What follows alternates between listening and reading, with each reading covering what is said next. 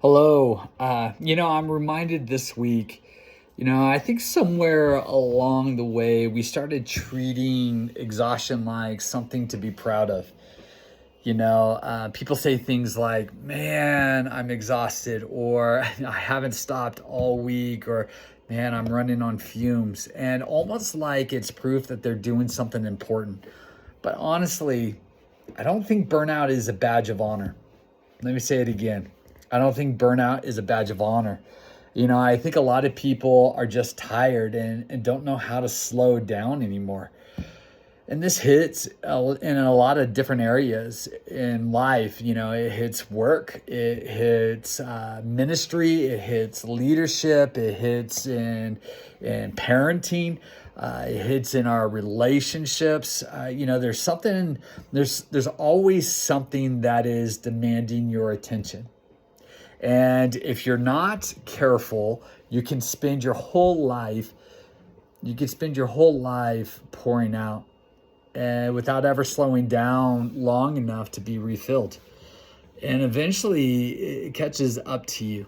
There's a moment in Mark chapter 6 where the disciples had been constantly going. People everywhere, needs everywhere, pressure everywhere. And Jesus looks at the disciples and tells them, "Come with me by yourselves to a quiet place and get some rest." I love that. I love that because even Jesus recognized people need rest. Because here it is, you can't live in constant output. A lot of people are constantly giving. They're giving energy and attention and emotional weight and responsibility and after a while, you start feeling empty. Not because you're weak, it's because you're human. You were never designed to constantly pour out without being filled back up. And honestly, people are trying to carry things God has never asked them to carry. And what makes this harder is culture celebrates exhaustion. We reward busy. We praise hustle. We almost act like slowing down means you're failing somehow. But being busy and being healthy are not the same thing. Let me say it again. Being busy and being healthy are not the same thing. And being productive and being spiritually healthy are definitely not the same thing. You can be doing a lot while your soul is completely exhausted. I've had seasons where I thought the answer was just to push harder. Even in a season that I'm in right now, there are times that I'm like, man, I just got to press through. I just got to push through this. Ministry gets busy, life gets busy, and responsibilities kept stacking up. And even now, responsibilities keep stacking up. And in my mind, I start thinking, and I've had thoughts, if I could just keep grinding, eventually things will calm down. But instead of feeling healthier, I just felt more tired. I'll be honest with you, I find myself in a season where there are times that I feel tired, and I have to remind myself that God never asked me to destroy myself trying to keep up with everything. God never asked me to destroy myself to keep up with everything. He asked me to be faithful, not constantly burned out. And honestly, I think some people feel guilty resting. Rest isn't laziness. Somewhere along the way, people started believing if I stop, I'm falling behind. But rest is biblical. God created Sabbath. Jesus stepped away from crowds. Even creation has rhythms. And maybe one of the most spiritual things some people could do right now is slow down. Not quit, not give up, just breathe.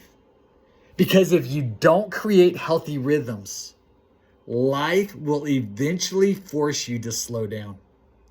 Burnout has a way of eventually demanding your attention emotionally, mentally, physically, and spiritually. That's why healthy rhythms matter. Times with God, boundaries, rest, spending time with family, just having quiet time, just being present, because you can't constantly run at full speed forever. Think about your phone battery. Even the best phone becomes useless if it never recharges.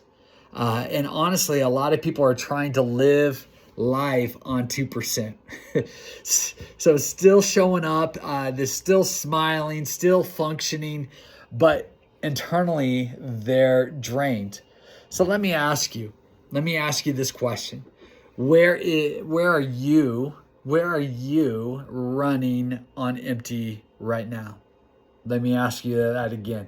Where are you running on empty right now? And what would it look like this week to slow down a little?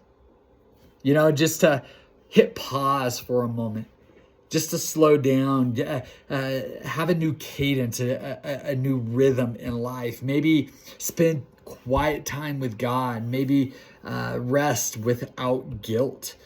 Say no to something. Create healthier rhythms, because you don't have to prove your value through exhaustion.